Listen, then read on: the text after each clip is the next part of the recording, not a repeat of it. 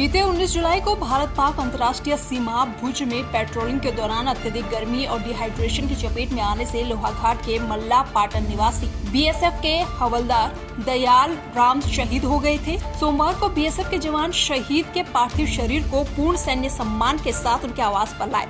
जब तिरंगे में लिपटा हुआ शहीद का पार्थिव शरीर उनके घर पहुंचा तो सभी का रो रो कर बुरा हाल था। वहीं पूरे सम्मान के साथ शहीद को अंतिम विदाई दी गई। सावन का महीना शुरू होते ही मंदिरों में शिव भक्तों की भारी भीड़ देखी जा रही है। सावन के पहले सोमवार के दिन भगवान शिव का जलाभिषेक करने के लिए दूर दूर से लोग बेरी पड़ाव स्थित महालक्ष्मी मंदिर पहुंचे। क्योंकि श्रावण का मास भगवान शिव की आराधना के लिए बनाया गया है और भगवान शिव की आराधना इसलिए की जाती है कि हमारे जीवन में किसी प्रकार की कोई कमी होती है तो भगवान से उसे पूरा करते हैं, क्योंकि भगवान से ही हमारे आराध्य हैं। क्योंकि ओम नमः शिवाय ऐसा कोई मंत्र नहीं है जिसमें ओम न लगाए, इसलिए ओम भगवान शिव का रूप होता है। और नमः शिवाय इसीलिए हम लोगों को ओम नमः शिवाय के द्वारा भगवान शिव का जलाभिषेक करना चाहिए। और हो सके तो ज़्यादातर पार्थिव पूजन बंद होता है तो मिट्टी के पार्थिव बना करके उसे आप रख करके उसे बिलपत्र है, धूप है, तुलसी है, धूप दीप नैवेद्य आपकी करके भगवान शिव की आराधना कीजिए। तो भगवान शिव की आराधना करने से आपको निश्चित ही अनेक प्रकार के फल मिलेंगे।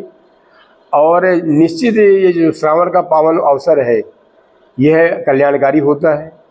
प्रत्येक व्यक्ति के जीवन में साल में एक बार आता है, इसलिए जितनी भगवान शिव की आराधना कर ले, भगवान शिव का जितने ज़्यादा से ज़्यादा पूजन कर ले, जप कर ले, तो मनुष्य की जितनी भी कमियां होती सब दूर हो जाती हैं। खटीमा तहसीलदार हिमांशु जोशी ने खाद्य सुरक्षा अधिकारी आशा आर्य के साथ खटीमा क्षेत्र के मेलाघाट 22 पुल अशोक फार्म और खटीमा मेन चौराहे पर किराना स्टोर में छापेमारी की, जिसमें बहुत अधिक मात्रा में एक्सपायरी डेट का सामान मिला, जिसको तहसीलदार हिमांशु जोशी के द्वारा सीज किया गया। वहीं संबंधित दुकानदारों को नोटिस भी जारी किया गया है।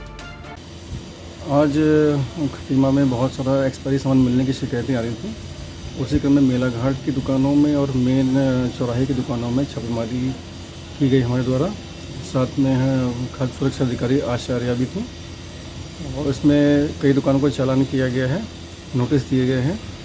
इसमें मुख्य जो हमारा मार्केट है उसकी आशीष अग्रवाल और विकास अग्रवाल की दुकानें जो अपना घर वाली हैं उनमें भी कार्रवाई की गई है। बड़ा पैमाने पर खाद्य तेल और अन्य खाने का सामान पाया गया है। आगे भी हमारी छापेमारी जारी रहेगी और सभी को चेतावनी दी जाती है जो भी इस तरह के खाद्य संबंधित सामान बेच रहे हैं, चाहे वो मिष्ठान भंडार वाले हों या चाट वाले हों या किराना स्टोर वाले हों, इस प्रकार का सामान आपूर्ति करना बिल्कुल बंद करें, अन्यथा की स्थिति में कड़ी कार्रवाई की जाएगी।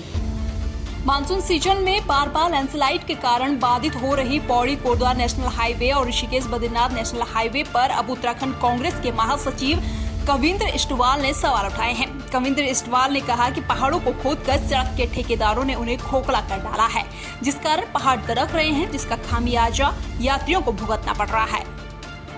जिस तरीके से पहाड़ों को खोदा जा रहा है ये कहीं न कहीं विनाश का कारण है।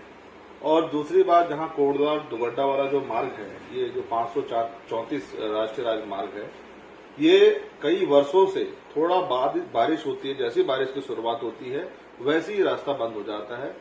हमारा सरकार से यही कहना है कि जो सरकार जो है कि जब मालूम है उनको कि जो हमारा जो रास्ता है बहुत सेंसिटिव जोन है, लेकिन उसके लिए कोई कार्रवाई, कोई काम समय पे नहीं किया जाता और कई घंटों 2-2, 4-4, 5-5 घंटे जाम लगा रहता है, जिससे कई जरूरी काम, चाहे कोई अस्पताल जाने वाला रोगी हो या कोई बुजुर्ग हो, आने जाने वाले यात्री सब परेशान है। ठेकेदारों ने जिस तरीके से आनन फानन में पूरा पहाड़ खोद के रखा, आज आप पूरे साल भर देखिएगा, बरसात ही नहीं पूरे साल भर में कहीं न कहीं लैंडस्लाइडिंग होती है और उससे कई लोगों की जानें चली जाती है। और अब बरसात में तो इतना खतरा है कि कोई भी यात्री वहां जाने।